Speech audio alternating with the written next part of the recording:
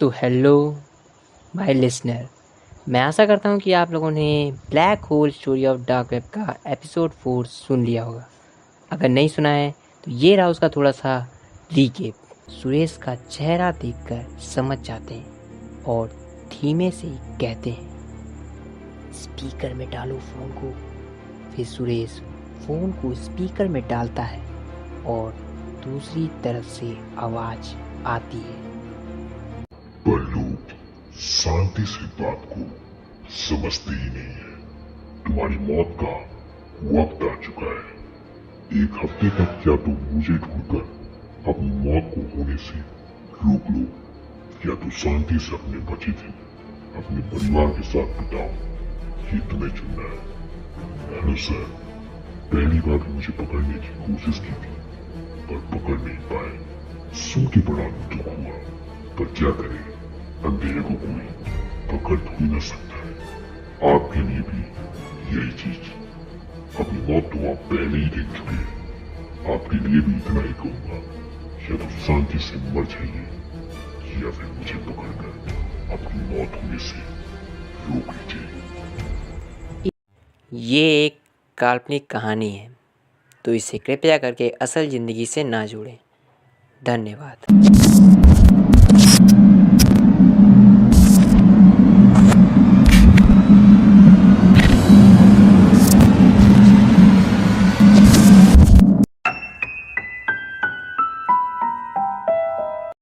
अब आगे हैकर के ये कहने के बाद फ़ोन कट जाता है। फिर सुरेश तुरंत अपना लैपटॉप खोलता है और गिफ्ट फॉर यू फोल्डर खोलता है। उस फोल्डर के अंदर वो सबसे नीचे जाता है। वहाँ देखता है कि वहाँ पर इस बार 5 फोल्डर थे और 5वां फोल्डर था सूरज डेथ। सुरेश उस फोल्डर को खोलता है। उस फोल्डर के अंदर एक वीडियो रहता है। सुरेश उस वीडियो को खोलता है। उस वीडियो के अंदर एक लड़का कुर्सी पर बैठा था और उसके हाथ पांव बंधे हुए थे। उसके चेहरे पर सूरज का मास्क पहनाया गया था और उस मास्क में सूरज की आंख से खून बह रहा था। जैसे मास्क के अंदर जो आदमी है उसकी आंख से खून निकल रहा है और मास्क के मुंह में कपड़ा लगा था और उसके सामने एक कैमरा रखा था। और फिर एक मास्क पहना हुआ आदमी सूरज जैसे मास्क पहने हुए आदमी के ऊपर पेट्रोल डालता है और फिर उसको जला देता है। वो आदमी चिल्लाने की बहुत कोशिश करता है और फिर थोड़ी देर बाद उसकी आवाज़ आना बंद हो जाती है और वो तड़प तड़प कर मर जाता है। फिर उस वीडियो के आखिरी में एक डेट लिखती है। वो डेट थी 23। फिर सर कहते हैं यह डेट तो 1 हफ्ते में आने वाली है। मतलब जिस दिन हमारे मरने के बाद उसने बोली उसी दिन वो सूरज को मारेगा और हमें ही मारेगा, पर हम उस दिन उससे पकड़ेंगे। तुम्हारा दोस्त कहाँ रहता है, हमें उसके पास चलना होगा। फिर सर और सुरेश सूरज के घर जाते हैं। थोड़ी देर बाद सर और सुरेश सूरज के घर पहुंचते हैं और फिर सुरेश दरवाज़ा खटखटाता है। थोड़ी देर बाद सूरज दरवाज़ा खुलता है और कहता है, यार तू कहाँ था अभी तक? तुझे पता है रोहन के बारे में और यार तू रिया के बारे में सुन के? तब सुरेश कहता है, यहाँ नहीं, अंदर चल के बात करते हैं। सर आप आंटी जी को इस बारे में बता दीजिए, मैं सूरज को समझाता हूँ। सूरज सुरेश को अपने कमरे में ले जाता है। फिर सुरेश सूरज को सब कुछ बताता है। सब कुछ सुनने के बाद सूरज कहता है, मतलब एक हैकर ने तेरे डेथ का वीडियो भेजा और उसी ने रोहन और रिया को मारा है और अब तुझे सज़ा देने के लिए वो मुझे 30 तारीख को मारने वाला है। मजाक मत कर यार। तब सुरेश कहता है, मैं सच कह रहा हूँ यार। फिर सुरेश अपना लैपटॉप निकालता है और सूरज डेथ का फोल्डर खोलता है और कहता है, ये वीडियो देख। फिर सूरज उस वीडियो को देखता है। उस वीडियो को देखने के बाद सूरज थोड़ा डर जाता है सूरज अपने बगल की पानी की बोतल से पानी पीता है और फिर डरते हुए कहता है, भाई ऐसे डरा मत यार। फिर सुरेश कहता है, उस हैकर ने मुझे रोहन और रिया की डेथ का वीडियो भी भेजा था। फिर सुरेश रोहन और रिया का डेथ वीडियो दिखाता है। उस वीडियो को देखने के बाद सूरज कहता है, तुमने कहा था उसने तुम्हारा भी डेथ का वीडियो भेजा था। फिर सुरेश सूरज को अपनी डेथ का वीडियो दिखाता है। वीडियो को देखने के बाद कहता है, वो तुम्हें कब मारेगा? तब सुरेश कहता है, मेरी डेथ और बाहर जो सर बैठे हैं उनकी डेथ उसी दिन होगी जिस दिन तुम्हारी डेथ होगी। उस दिन या तो 3 लोग मरेंगे या तो तीनों बचेंगे, पर चिंता मत करो, मैं तुम्हें बचाने की पूरी कोशिश करूँगा। वहाँ सर आंटी को बताते हैं, मैं आपको जो बताने वाला हूँ वो शायद आपको झूठ लगे, पर ये सच है।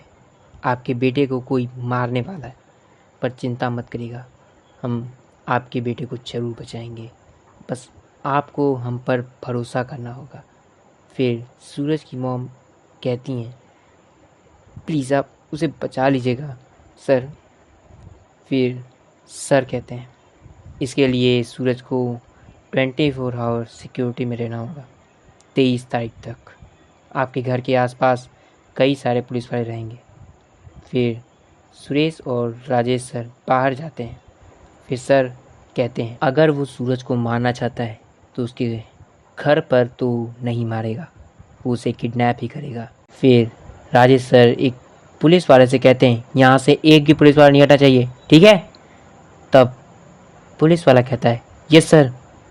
अब तक 5 दिन बीत गए थे पर कोई भी नहीं आया था।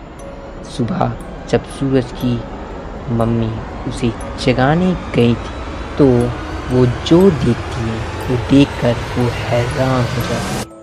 वहाँ पर सूरज नहीं था। फिर थोड़ी देर बाद सुरेश और राजेश सर वहाँ आते और गुस्साते हुए पुलिस वालों से कहते हैं, तुम लोग क्या कर रहे थे, कैसे हुआ ये? तब एक पुलिस वाला कहता है, सर हमने किसी को भी आते हुए नहीं देखा। तब सर कहते हैं, मुझे कैमरा दिखाओ।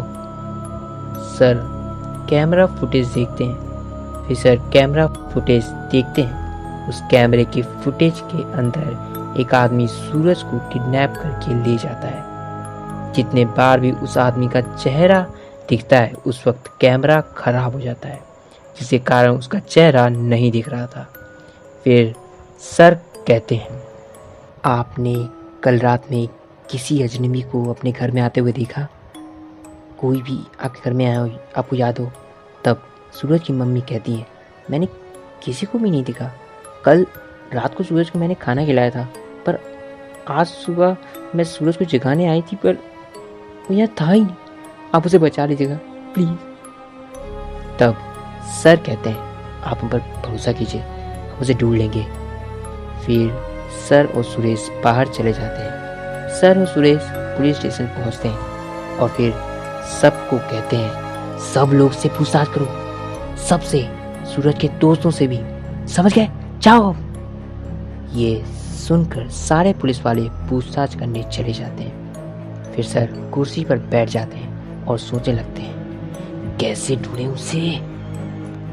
पूछताछ करते करते पूरा दिन बीत जाता है पर अभी तक कुछ भी पता नहीं चला था। शाम के 6 बज चुके थे। सर कुर्सी पर बैठे हुए थे और सोच रहे थे। तभी वहाँ के सारे मॉनिटर्स पर एक वीडियो चलता है। फिर सर कहते हैं, ये क्या है?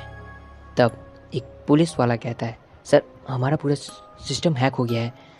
तब सुरेश जो दिखता है वो देखकर हैरान हो जाता है और सर को कहता है, सर सूरज। तब सर देखते हैं सूरज कुर्सी पर बैठा हुआ था। उसके हाथ पांव बंधे हुए थे और उसका मुंह भी बंधा हुआ था। तभी सूरज के पीछे से एक आदमी आता है जो अपने चेहरे पे जोकर का मास्क पहना रहता है। फिर वो मास्क पहना हुआ आदमी कहता है, हेलो सुरेश, अगर तुम शांति से अपनी मौत होने का इंतजार करते तो तुम्हारे दोस्त को मरना नहीं होता। चलो तुम्हें 10 मिनट दिए, पता लगाओ मैं कहाँ हूँ। और फिर उसी वीडियो में 10 मिनट का टाइमर चलने लगता है। तब सुरेश कहता है, सर हमें जल्दी इस जगह को ढूंढना होगा। फिर सर एक पुलिस वाले से कहते हैं, क्या हम पता कर सकते हैं कि ये स्ट्रीम कहाँ से हो रही है। फिर वो पुलिस वाला कहता है, सर अगर हमको इस जगह का IP एड्रेस पता चल जाए तो हम कुछ कर सकते हैं। फिर सर कहते हैं, इसका एड्रेस कैसा पता करें, वीडियो देखकर तो पता ही नहीं चल रहा है, इस जगह में इतना अंधेरा है कि पता ही नहीं चला कि ये जगह कौन सी है।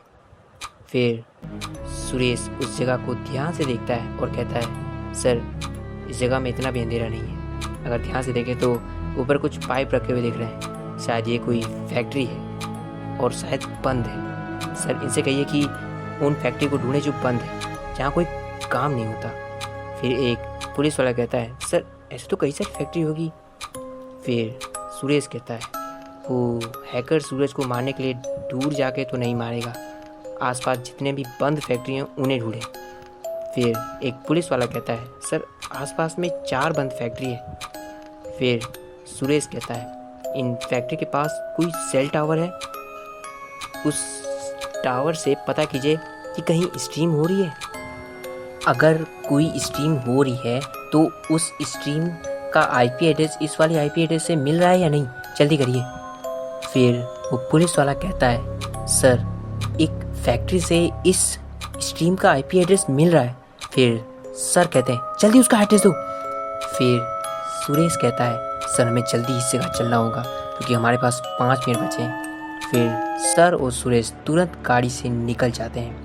थोड़ी देर बाद राजेश सर और सुरेश उस जगह पहुंचते हैं। सर और सुरेश फैक्ट्री के सामने वाले दरवाजे के पास खड़े रहते हैं। फिर सर अपनी गन निकालते हैं और दरवाजे को धक्का देते हैं और सीधा अंदर जाते हैं। सर देखते हैं कि सूरज के पूरे शरीर में पेट्रोल था और वो मास्क वाला आदमी जैसे ही माचिस चलाता है।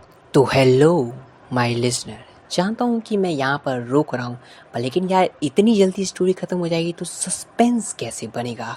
तो थोड़ा और देर वेट करो, एपिसोड जल्दी आ जाएगा। तब तक के लिए बाय बाय और चैनल को सब्सक्राइब कर लो, चुकी black hole the story of dark web का जल्द ही एंडिंग आने वाला है। और कितना एक्साइटेड हो कमेंट में लिख देना। Bye bye my listener.